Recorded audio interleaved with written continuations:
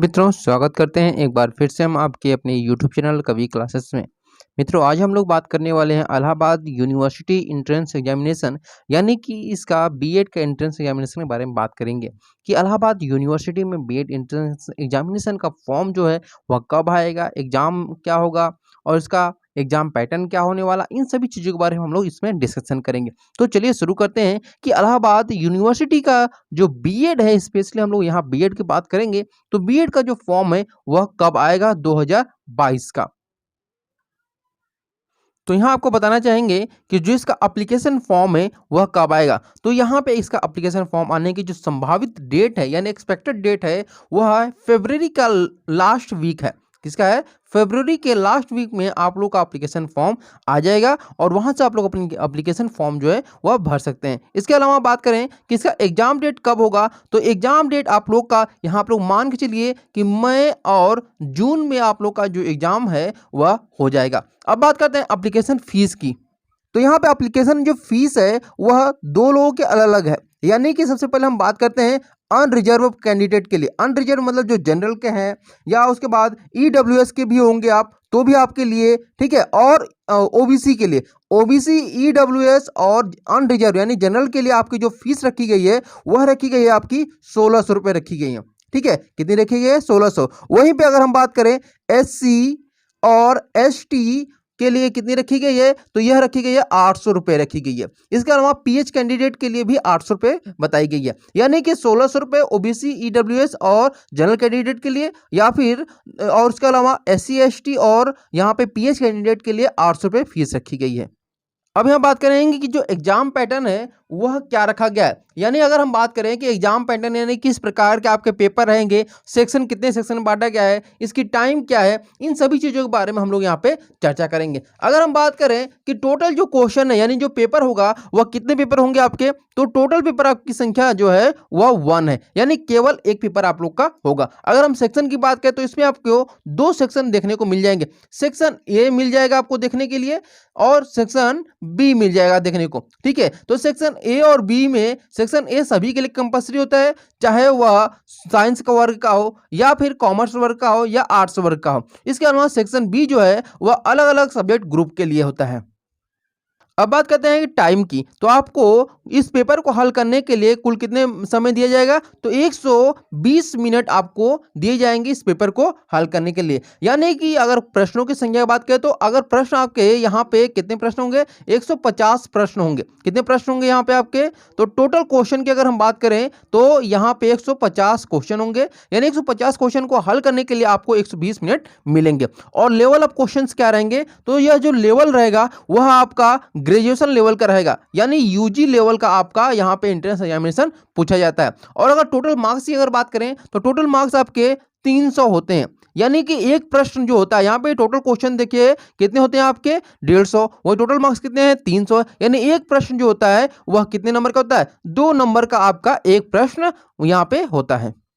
और यहाँ पे बताना चाहेंगे कि जो निगेटिव मार्किंग है वह भी इसमें है। बहुत सारे लोगों को कंफ्यूजन होता है कि इलाहाबाद यूनिवर्सिटी में जो निगेटिव मार्किंग वह नहीं होता है, तो होता है यह निगेटिव मार्किंग आपकी 0.5 होती है, ठीक है। कितना होते हैं, -0.5 यहाँ पे निगेटिव मार्किंग रखी गई है। इसके अलावा गैप का भी आपको माइनस मार्किंग लगता है। अभी मैं आगे आपको बताऊंगा कि कितना आप लोग को गैप रहेगा, यानी 1 साल गैप रहेगा तो कितना नंबर कटेगा, 2 साल गैप रहेगा तो कितना कटेगा, 3 साल रहेगा तो कितना कटेगा। अब यहाँ देखिए आपको सेक्शन ए में कुल 5 सब्जेक्ट्स के यहाँ पे आएंगे पेपर। तो इन 5 सब्जेक्ट के आपके पेपर देने होंगे, जिसमें पहला जो हिंदी है, हिंदी से आपके 20 प्रश्न पूछे जाएंगे। कितने प्रश्न, 20 प्रश्न पूछे जाएंगे। वह इंग्लिश से भी आपके कितने प्रश्न रहेंगे, तो 20 प्रश्न रहेंगे। जीके से अगर बात करें तो जीके से भी आपके 20 प्रश्न रहेंगे, ठीक है। कितने प्रश्न रहेंगे, 20। रीजनिंग से भी आपके 20 प्रश्न रहेंगे। वही अगर एप्टीट्यूड मतलब कि टीचिंग एप्टीट्यूड, ठीक है, टीचिंग एप्टीट्यूड से भी आपके 20 प्रश्न रहेंगे। यानी अगर हम बात करें कुल टोटल संख्या कितनी होगी,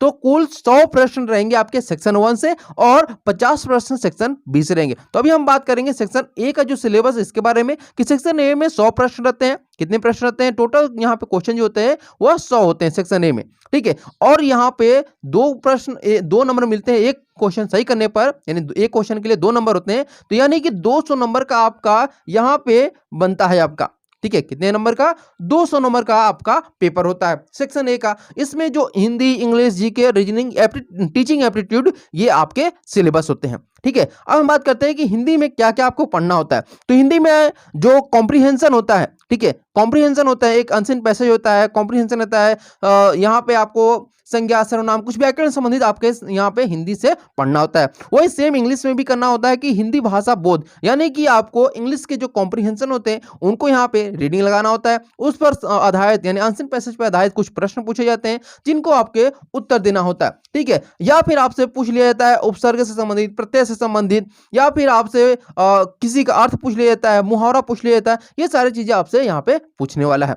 अगला यहाँ पे टॉपिक आपका है जीके। तो अगर हम जीके में बात करें तो जीके में आपको क्या क्या पढ़ना होगा, तो देखिए आपको भारतीय सामाजिक जीवन पढ़ना होगा, इतिहास पढ़ना होगा, आर्थिक विकास पढ़ना होगा, पंचवर्षीय योजना होगा, शिक्षा नीति पढ़ना होगा, साहित्य संविधान पढ़ना होगा, खेलकूद से, पर्यावरण से, स्वास्थ्य से, भूगोल आदि, इन सभी से प्रश्न आपके जीके से आने वाले हैं। अब बात करते हैं रीजनिंग की। तो रीजनिंग में अगर हम बात करें कि कौन कौन से ऐसे टॉपिक है जो आपको यहाँ पे नंबर गेनिंग वाले हो सकते हैं, फिर में तार्किक योग्यता, संबंधात्मक चिंतन, संख्या श्रेणी, आगमन और निगमन, इसके अलावा रूपांतरण, संबंध, अमूर्त चिंतन, वर्गीकरण, क्लासिफिकेशन, ये सारे के सारे जो टॉपिक हैं वह रीजनिंग से संबंधित रहेंगे। टीचिंग एप्टीट्यूड, जो कि आपके अपने यूट्यूब चैनल कवि क्लासेस पर बहुत अच्छी तरीके से समझाया जाता है। टीचिंग एप्टीट्यूड आप यहाँ पर देख सकते हैं। और टीचिंग एप्टीट्यूड के जहां भी इंट्रेंस एग्जामिनेशन होता है सिलेबस सेम होता है, किसी का भी, चाहे वो VHU का हो, आप DU का हो, AU का हो, तो किसी का भी आप देख सकते हैं। तो यहाँ पे टीचिंग एप्टीट्यूड का सिलेबस सेम रहता है, एक दो टॉपिक इधर से उधर हो सकते हैं, तो सारी चीजें वहां पे मिलती हैं। आप लोग चाहें तो प्लेलिस्ट बना है टीचिंग एप्टीट्यूड का, उसे भी देख सकते हैं। यहां बात करेंगे आप सेक्शन बी की। तो सेक्शन बी में आपको मैंने बताया कि सेक्शन ए में 100 प्रश्न पूछे जाते हैं, तो सेक्शन बी में आपके 50 प्रश्न पूछे जाते हैं जो कि आपके विषय योग्यता होती है। तो सबसे पहले बात करते हैं आर्ट्स ग्रुप की, यानी कि आर्ट्स वर्ग से जो अभ्यर्थी फॉर्म भरेंगे उनको कौन कौन से यहाँ पे सब्जेक्ट को पढ़ना होगा। तो सबसे पहले आपका जो विषय रहेगा वह आपका हिस्ट्री रहेगा। ठीक है, क्या रहेगा? आपका हिस्ट्री रहेगा। इसके बाद थर्ड जो है वह आपका रहेगा जियोग्राफी रहेगा। ठीक है, क्या रहेगा? आपका जियोग्राफी रहेगा।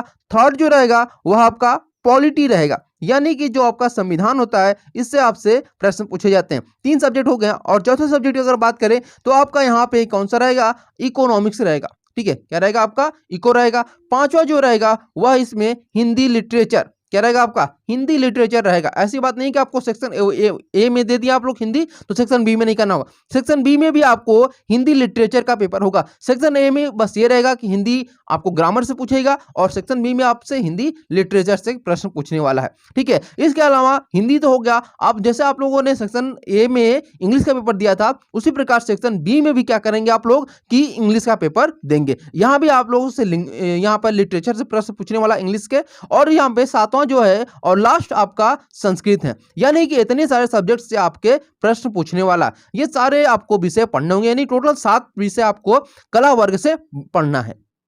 अब अगर बात करें हम साइंस ग्रुप की, तो साइंस ग्रुप में क्या क्या पढ़ना है, तो ये ध्यान रखिएगा कि साइंस ग्रुप में सबसे पहले आपको फिजिक्स पढ़ना है। क्या पढ़ना है? आपको फिजिक्स पढ़ना है। इसके बाद सेकेंड है आपको केमिस्ट्री पढ़ना है, और थर्ड है जो जिससे आपके प्रश्न आते हैं वह है आपका मैथ है। इसके अलावा चौथा जो सब्जेक्ट है जो आपको पढ़ना है साइंस ग्रुप में वह है आपका जूलॉजी है। ठीक है, इसके बाद पांचवा जो है वो आपका बॉटनी है। यानी ये 5 सब्जेक्ट ऐसे हैं जहां से आपके प्रश्न आने वाले हैं साइंस ग्रुप के लिए। अब बात करते हैं कॉमर्स ग्रुप की। इसमें देखिए सबसे पहले जो आपको विषय पढ़ना है वह है आपका अकाउंटेंसी, यानी आपको कॉमर्स में अकाउंटेंसी पढ़ना है। इसके बाद फाइनेंशियल स्टेटमेंट ऑफ एनालिसिस, इसके बाद आपको फाइनेंशियल मार्केट पढ़ना है, और इसके बाद आपको पढ़ना है इकोनॉमिक्स और मनी एंड बैंकिंग। इसके बाद आपको अगर हम बात करें कौन सा सब्जेक्ट पढ़ना है, तो ये है आपका बिजनेस ऑर्गेनाइजेशन और बिजनेस मैनेजमेंट। ये सारे सब्जेक्ट आपको कॉमर्स के सिलेबस में आने वाले हैं। इसके अलावा कुछ और भी सब्जेक्ट हैं जिनमें business environment, current economics, current affairs, जो कि इस समय के वर्तमान में आप लोग देख रहे होंगे कि जो बजट वगैरह यहाँ पे मतलब घोषणा की जा रही है। यूपी गवर्नमेंट ने हाल ही में जो बजट अभी घोषणा की है अपना चुनाव से पहले, इन सभी के बारे में आप लोग अच्छे तरीके से पढ़ लीजिएगा। यहाँ पे आपका अगला जो टॉपिक रहेगा वह रहेगा एलिमेंट्री मैथमेटिक्स और बेसिक अलजेब्रिक फंक्शन। ये सारी चीज़ें आपको यहाँ पे पढ़ना होगा आपके कॉमर्स के सब्जेक्ट में।